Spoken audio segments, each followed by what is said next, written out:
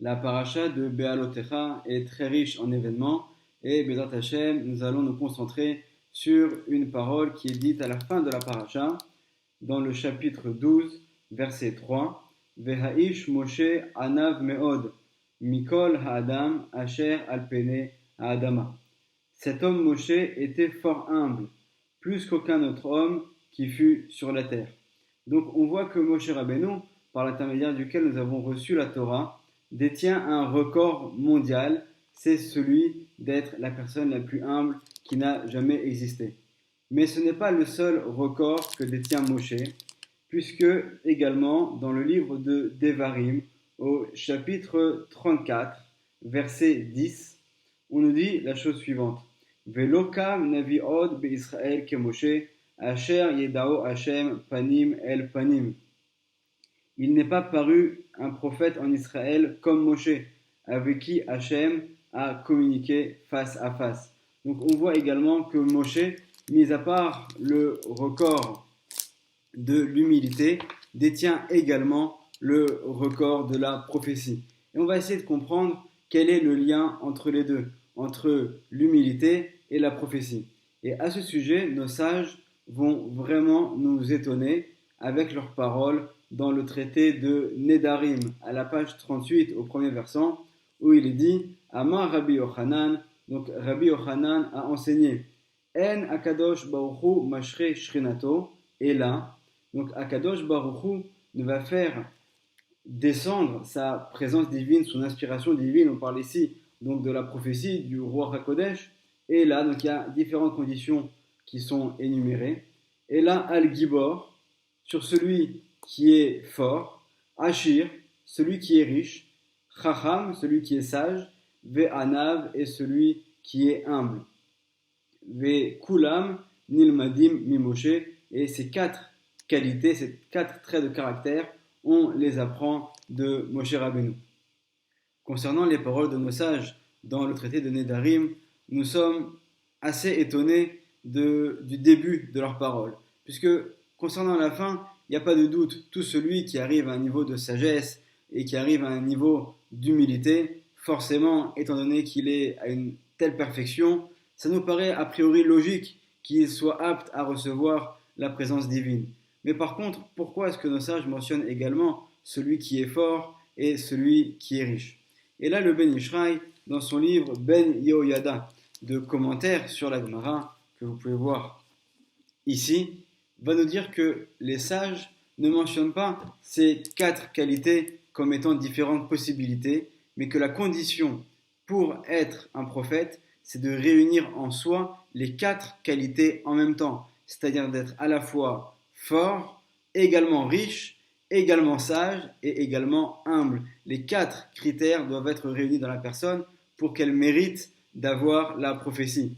Et pourquoi est-ce que nos sages les ont mentionnés dans cet ordre-là? C'est que tout simplement, ils sont allés d'abord du moins important vers le plus important. Donc on voit que finalement, le plus haut niveau, c'est celui d'être humble, comme l'était Moshe Rabbeinu.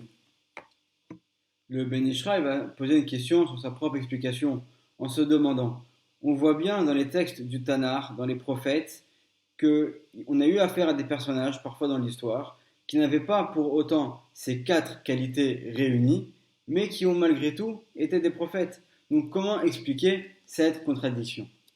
Et là, le Ben Ishraï va nous rapporter les paroles de Rabbi Chaim Vital, l'élève du Harizal, dans son livre de Moussar, qui s'appelle Sha'arik Dusha, dans lequel il consacre un paragraphe, un chapitre au sujet de la prophétie, et il explique qu'en fait, afin d'être un prophète, il fallait avant tout avoir une connaissance de la Kabbalah, des secrets de la Torah, et grâce à des pensées kabbalistiques, à ce qu'on appelle des kavanot, des ichudim, ces prophètes arrivaient à faire descendre sur eux la présence divine et à prophétiser.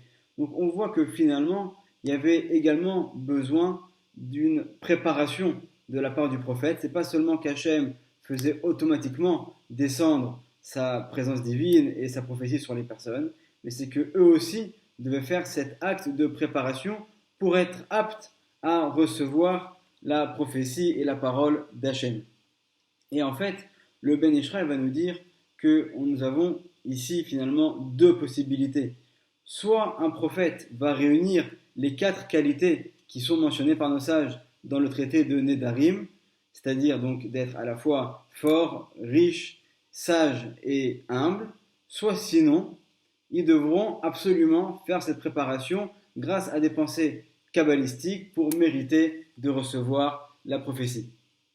C'est la raison pour laquelle, très souvent, dans le Tanakh, au lieu de voir que les prophètes sont appelés tout simplement par le mot Navi, donc qui signifie prophète, on trouve très souvent l'expression Bene Aneviim, les enfants des prophètes, si on devait le traduire littéralement. Et le Targum Yohatan en araméen traduit de la manière suivante en disant Talmideh de Neviaya, ce sont les élèves de la prophétie. Pourquoi les élèves? Parce que comme l'a mentionné Rabbi Chaim Vital dans son livre Sharek Dusha, rapporté ici par le Ben Ishraï, il y avait besoin d'une préparation, d'une connaissance. Donc finalement, ces prophètes, c'était également des élèves, c'est-à-dire c'était finalement des sages, des personnes qui devaient se préparer, faire tout un apprentissage pour mériter de recevoir la prophétie.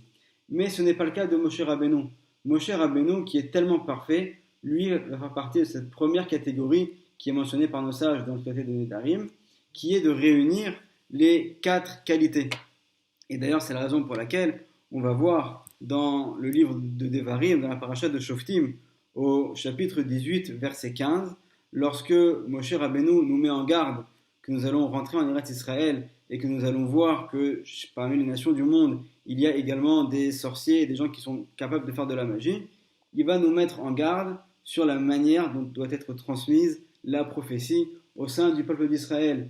Et il dit la chose suivante, Navi mikirbecha me'achecha kamoni, yakim lecha Adonai Elohecha, elav tishmaun.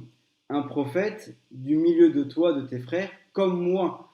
C'est-à-dire que le prophète doit être comme Moshe, mais à ce moment-là, que se passe-t-il? Yakim lecha Hashem Elokecha. Hashem va le faire s'élever. C'est-à-dire qu'on voit que si finalement le prophète est comme Moshe, c'est-à-dire qu'il réunit ces quatre qualités, alors à ce moment-là, Hashem va l'élever et va lui envoyer la prophétie. Ce n'est pas le cas, selon la deuxième catégorie, de ceux qui ne réunissent pas ces quatre qualités et qui, à ce moment-là, doivent faire eux-mêmes un travail, une préparation, un apprentissage pour être aptes à recevoir et à attirer vers eux la prophétie d'Hachem. De quelle manière est-ce que Moshe Rabbeinu va réunir les quatre qualités qui sont mentionnées dans la Gemara? On va le voir tout de suite selon les paroles du Ben Ishraï. Donc la première des qualités, c'est la force, la Gvura. Et le Ben Ishraï rapporte un commentaire au nom de son fils, le Rav Yaakov Chaim, qui en fait va expliquer que lorsque Moshe Rabbeinu a fui l'Égypte et qu'il est arrivé près du puits, là où il va rencontrer les filles de Yitro, il est raconté dans la Torah que les filles de Yitro devaient attendre que les autres bergers terminent d'abreuver leurs troupeaux pour qu'elles ensuite puissent venir et abreuver le leur. Et là, il va y avoir donc Moshe qui va intervenir. Et comme c'est écrit dans le passage dans la Torah, au chapitre 2, verset 17, Vayakom Moshe Vayoshian. Moshe s'est levé et il les a sauvés. Donc il va venir en fait les défendre face à ces bergers. Et dans le Targum de Onkelos, dans la traduction en araméen du verset, qu'est-ce qu'il est dit? Vekam Moshe bekoach gevurte. Il faut comprendre ce verset de telle sorte à ce que Moshe en fait s'est levé et il est venu avec force. Lorsqu'il a écrit qu'il les a sauvés, il faut comprendre ici que c'est dans le sens de s'interposer avec force. Donc on voit ici la première qualité qui était demandée, celle d'avoir la gvura. La deuxième, celle qui est d'avoir la richesse. Ce n'est pas mentionné ici par le Ben Ishraï, mais on le sait que Moshe Rabbeinu a grandi dans la maison de Pharaon avec vraiment les meilleures conditions. Très jeune, il a été nommé à la tête de la maison de Paro, et donc par conséquent également, il a vécu dans la richesse. Concernant la sagesse, la chorma, alors là également, a priori, il n'y a pas de question, puisque dans la Torah nous est raconté de quelle manière Moshe Rabbeinu est monté 3 fois au Har Sinaï pour réceptionner la Torah, et c'est pas simplement qu'il est monté pour récupérer les tables de la loi, c'est qu'à chaque fois il est resté 40 jours et 40 nuits, au cours desquels il a appris tous les enseignements de la Torah orale. Donc forcément, Moshe était quelqu'un de chacham. Et le Ben Ishraï va mentionner ici un commentaire très intéressant, puisqu'il va nous dire que c'est évident, donc comme on l'a mentionné, que Moshe Rabbeinu était Chacham Gadol, c'était un sage d'une envergure inimaginable. Mais à quel moment est-ce qu'il a acquis cette sagesse? Et là, c'est un véritable chidouche du Ben Ishraï qui nous dit, selon les paroles de la Gemara dans le traité donc, de Nedarim, Ine kan ba leochiach dekodem shenira elav basene aya chacham gadol. Avant même qu'Hachem lui apparaisse pour la première fois dans l'épisode du buisson ardent, déjà à ce moment-là, Moshe était un grand sage. Velachen zachal nevoa basene. C'est la raison pour laquelle il a eu le mérite de recevoir la révélation d'Hachem dans le buisson ardent. Donc on voit en fait que Moshe, très tôt, a eu cette grande intelligence, cette grande chorma. Et on sait également, comme le mentionne nos sages, qu'il a dans plusieurs endroits, qu'il est arrivé donc jusqu'au 49e niveau de la Bina, des niveaux qui sont vraiment incroyables. Donc on voit également que la troisième condition est largement remplie. Et la quatrième nous est confirmée dans notre paracha, celle de l'humilité, puisqu'on nous dit que Moshe, non seulement qu'il a atteint l'humilité, mais également il était la personne la plus humble qu'il n'y a jamais eu sur terre. Le Ben Ishraï va terminer son commentaire en posant une question. On avait donc vu qu'il y avait deux manières de recevoir la prophétie, soit avec une préparation et des pensées kabbalistiques, soit en réunissant les 4 critères mentionnés par nos sages. Et pourtant, on voit qu'au moment du don de la Torah, lorsque les bénis Israël sont réunis au pied du mont Sinaï, eux aussi vont arriver à ce niveau extraordinaire de prophétie. Ils vont tous finalement prophétiser, comme cela est rapporté par nos sages. Et pourtant, ils n'avaient aucune des deux conditions qui étaient demandées. Donc, comment sont-ils arrivés à un tel niveau? Et là, le Ben Ishraï va nous expliquer qu'il s'agit en fait d'une exception, étant donné qu'il y avait une véritable nécessité qu'Hachem se révèle à tout le peuple dans son ensemble, et pas seulement à un seul homme, à Moshe Rabbeinu. Jusqu'à maintenant, toute la communication passait par l'intermédiaire de Moshe et Aaron, qui eux-mêmes transmettaient les paroles d'Hachem au peuple d'Israël. Mais également, Hachem souhaitait directement s'adresser au peuple d'Israël pour que tous, sans exception, puissent voir la présence divine et confirmer également que la prophétie de Moshe est véritable et authentique. Et donc, à ce moment-là, il y avait une nécessité et on a eu donc droit à une exception où Hachem s'est révélé directement sans réunir l'une des deux conditions qui est mentionnée dans ce commentaire. Mais malgré tout, le Ben Ishraï va mentionner un fait intéressant, c'est que avant le don de la Torah, il y a eu également une préparation qui était demandée par Hachem, où il est dit Vekidashtam ayom umachar, et vous allez vous sanctifier pendant les jours qui vont précéder le don de la Torah pour être prêt à recevoir la Torah.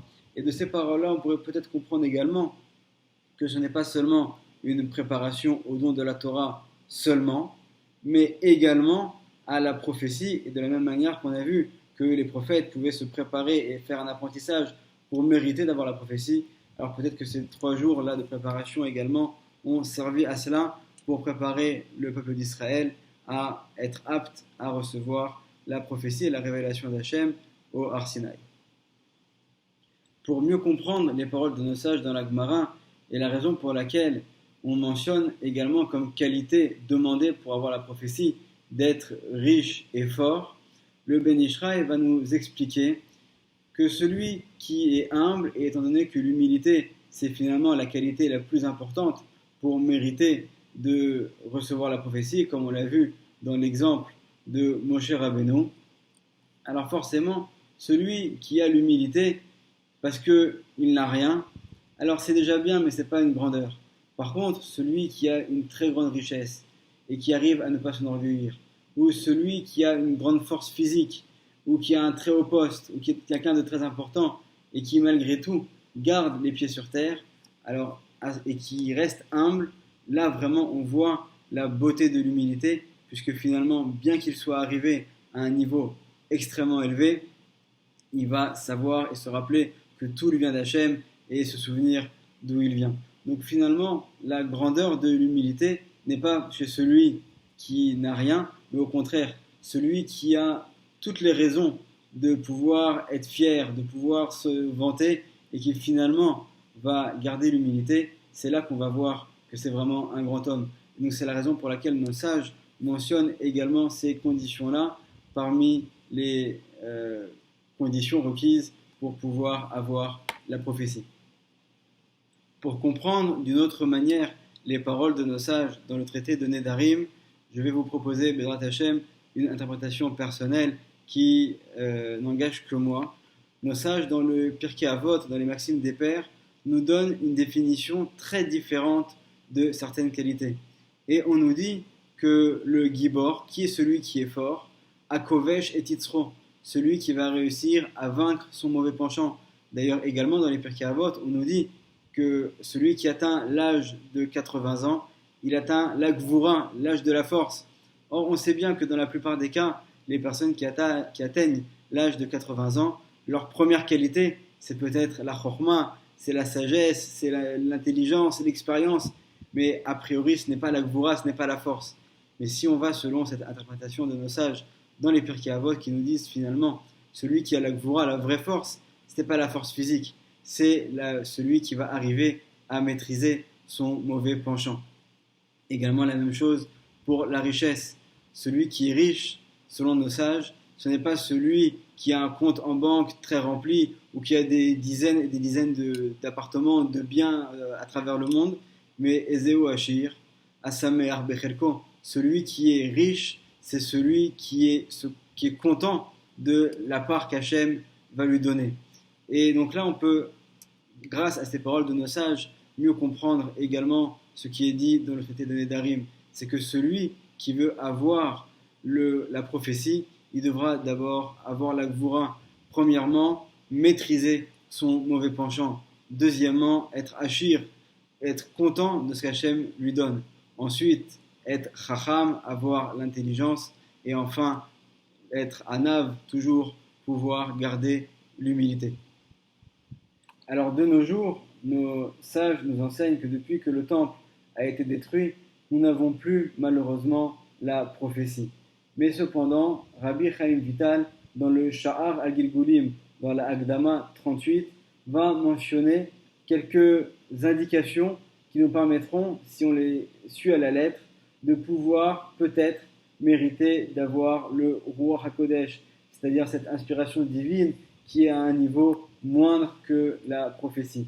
Et pour cela, il va mentionner quelques commandements, quelques manières de se comporter qui seront favorables pour mériter d'avoir le Ruach HaKodesh.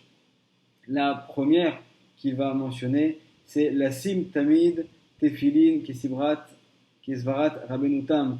Donc de toujours mettre les Tefillin selon, on sait qu'il y a deux sortes de Tefillin qui se différencient par la manière dont sont organisés les parchemins à l'intérieur des boîtiers. Et il y a la version qui est appelée celle de Rashi et celle de Rabbenutam. Alors, c'est l'occasion également de préciser que elles ne sont pas appelées de cette manière-là parce que Rashi les a créées de cette manière ou parce que Rabbenutam, mais tout simplement parce que chacun d'entre eux allait selon une opinion qui, selon lui, est celle qui est obligatoire. Et selon la Kabbalah, c'est très important de mettre donc les deux paires de tefillin et, comme le mentionne également le Ben Ishraï dans son livre de Halachot Ben Ishraï, de les mettre en même temps avec des petits boîtiers. Ensuite, une autre indication qui est donnée ici, Ikar Asagala Zo Tluya Alide Kavanot Adam Ve Azeiruto Bechol Birkot Anenim.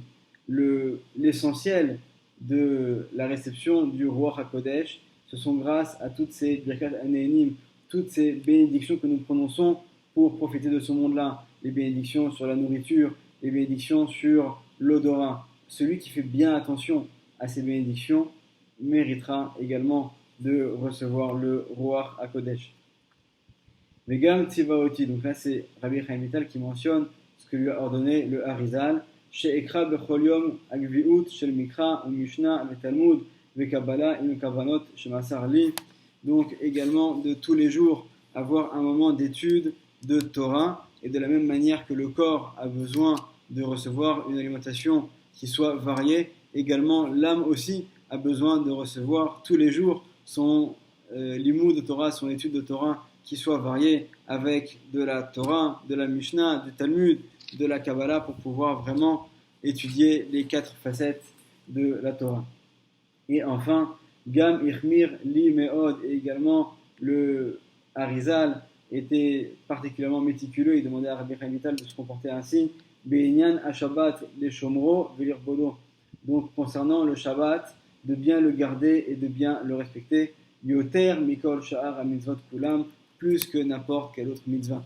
Donc on voit ici, Baruch Hashem, grâce aux paroles de nos sages. C'est vrai que on n'a pas aujourd'hui la prophétie, mais malgré tout, on peut arriver à une communication directe avec Hachem grâce au Ruach HaKodesh, à l'inspiration divine, en faisant attention à toutes les mitzvot et en particulier à celle qu'a mentionné ici Rabbi Chaim Vital, l'élève du Harizal. Bédrat Hachem, que nous puissions avoir le srout de bénéficier du Ruach HaKodesh. Amen ve Amen. Shabbat Shalom.